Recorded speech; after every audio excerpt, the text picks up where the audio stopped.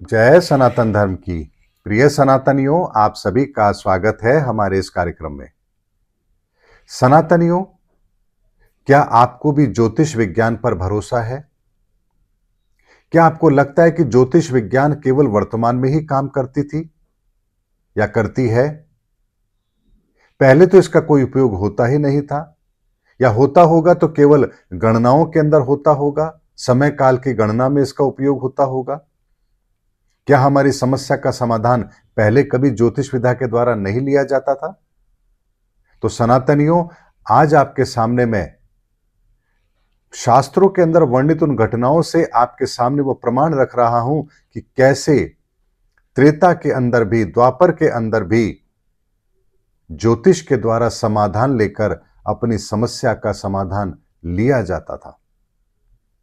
भगवान राम का जन्म राजा दशरथ के संतान योग नहीं था, लेकिन ऋषिवर कहते हैं, राजन, आपको पुत्र कामेष्ठी यज्ञ करना पड़ेगा और ये यज्ञ वह ऋषि कर सकते हैं। आप उनके पास जाइए, जाके उनसे प्रार्थना कीजिए, वही आपको इस यज्ञ को करवाएंगे तो आपको संतान की प्राप्ति अवश्य होगी। राजा जनक जाते हैं और यज्ञ संपन्न होता है और भगवान राम जैसे पुत्र की प्राप्ति दशरथ जी को होती है। तो क्या यह ज्योतिषीय उपाय नहीं था? राजा जनक, उनके राज्य में अकाल पड़ा है, प्रजा भूखी मरने को उस स्थिति में पहुंच चुकी है, तो वहां पर भी उपाय दिया जाता है, राजन, आपको स्वयं हल चलाना होगा, बैल की जगह जुतना होगा, तभी इस समस्या का समाधान हो सकता है, क्योंकि आपका मंगल तत्व यहां पर दूषित है और उसे ठीक करने के लिए यही समाधान आपको करना चाहिए। तो क्या राजा जनक उस उपाय को नहीं करते हैं? और अगर करते हैं तो क्या राज्य उस संकट से बाहर नहीं आता है? दुर्योधन युद्ध के उस हालात में पहुंच चुका है जहां अब उसको अपनी हार निश्चित दिख रही है और वो जानता है कि उसका चंद्र तत्व दूषित हो चुका है और उसी की वजह से ये परिणाम उसको मिल रहे हैं। तो वो अपने चंद्र तत्व को बैलेंस करने के लिए पानी के अंदर चला जाता है। हमारे शास्त्रों में इस घटना को ऐसे लिया गया कि दुर्योधन पानी में छुप जाता है। उसे छुपने की क्या आवश्यकता थी? क्या वो डर रहा था? कभी भी अहंकारी डरता नहीं है, चाहे कितना ही विषम परिणाम उसको क्यों ना मिल रहा हो। ऐसे में पांडव उसे ललकारते हैं, क्योंकि भगवान श्री कृष्ण जानते थे अगर ये समाधान ये करेगा तो ये शक्तिशाली होगा। ऐसे में उसके उस समाधान को भी खंडित करने के लिए पांडव उसे ललकारते हैं, भीम उसे ललकारते हैं और दुर्योधन पानी से बाहर आता है और फिर युद्ध होता है। तो क्या यह समाधान दुर्योधन ने नहीं किया? क्या आज भी हमारे जीवन में कोई परिस्थिति आती है तो हम समाधान नहीं करते? क्या मृत्यु तुल्य कष्ट अगर किसी के जीवन में है तो क्या महामृत्युंजय का जाप नहीं किया जाता? आज भी हम ये समाधान करते हैं और उस समय भी ये समाधान अवश्य होते थे। रावण की लंका भगवान शिव के आशीर्वाद से बनी थी। ऐसे में भगवान राम उस लंका पर विजय प्राप्त करने से पहले भगवान शिव की आराधना करके उनसे इजाजत लेते हैं। युद्ध के मैदान में मेघनाथ मर नहीं रहा है। ऐसे में विभीषण कहता है कि रावण शास्त्रों का ज्ञाता भी है और ज्योतिष का ज्ञान रखता है। ऐसे में वो निस्संदेह कुछ ऐसे समाधान कर रहा है जो इस समय मेघनाथ के प्राणों की रक्षा कर रहे हैं। तो यहां हनुमान जी जाते हैं और पता करते हैं तो पता लगता है कि मेघनाथ की पत्नी अनुष्ठान कर रही है, उपाय कर रही है और हनुमान जी जाके उसके उपाय को खंडित करते हैं। तब जाकर मेघनाथ मृत्यु को प्राप्त करता है। तो क्या यहां पर ज्योतिष समाधान नहीं हो रहा था? सनातनियों, ज्योतिष के समाधान हमारे जीवन के अंदर हमेशा से रहे हैं, उपयोगी रहे हैं और इन्हें इसीलिए शामिल किया गया है ताकि हम अपनी परिस्थितियों को मैनेज कर सके। लेकिन एक बात को समझिए, हर परिस्थिति को आप मैनेज कर पाएंगे यह भी संभव नहीं है। जो घटनाक्रम नहीं बदला जा सकता, जैसे मेघनाथ की मृत्यु नहीं बदली जा सकती थी, दुर्योधन की मृत्यु नहीं बदली जा सकती थी, तो वहां उसके समाधान करने के पश्चात भी उन्हें समाधान नहीं मिला। लेकिन भगवान राम के जन्म का समाधान तो दशरथ जी को मिला, राजा जनक को भी समाधान मिला। भगवान राम को भी रावण पर विजय प्राप्त करने के लिए जो भगवान शिव की आराधना करनी थी, उसके परिणाम मिले। तो आखिर ये डिफरेंस फिर होता क्यों है?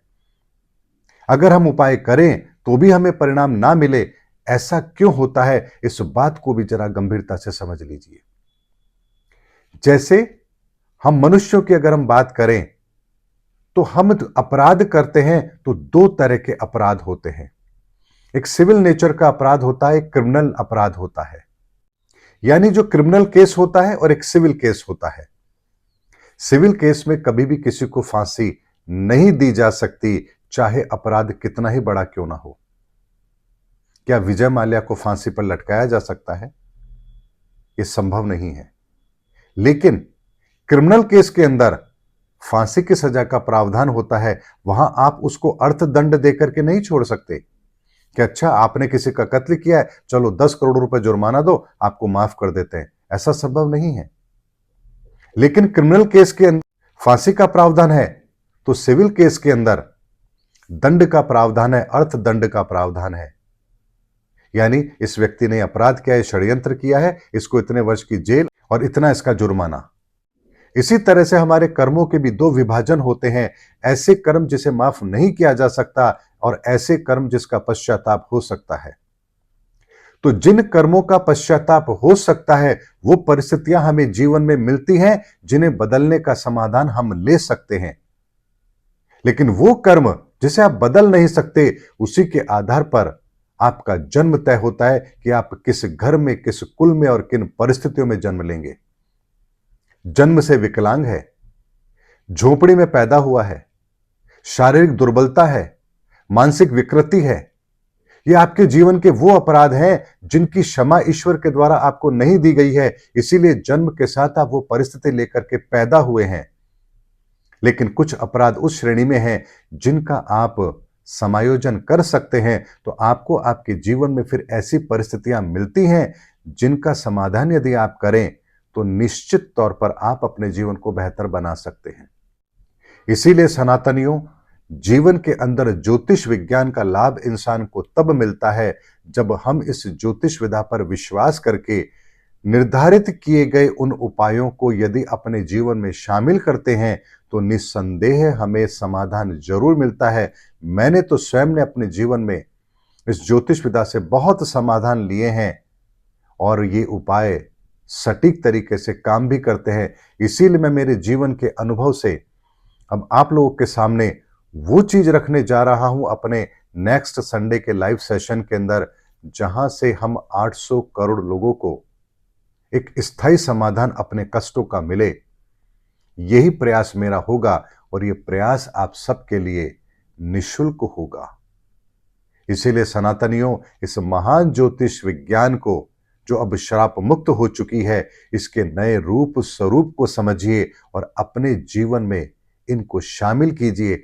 फिर देखिए आप अपनी परिस्थितियों को कैसे बैलेंस कर पाते हैं और आप इन परिस्थितियों से बाहर निकलकर बेहतर परिणाम अवश्य प्राप्त कर पाएंगे। उम्मीद करता हूं सनातनियों, मेरा वीडियो आपको जरूर अच्छा लगा होगा। अगले वीडियो में आपसे फिर भेंट होगी। तब तक हमारे चैनल पर बने रहिए। जय सनातन धर्म की, जय धर्म युग की, जय सनातन विश्व।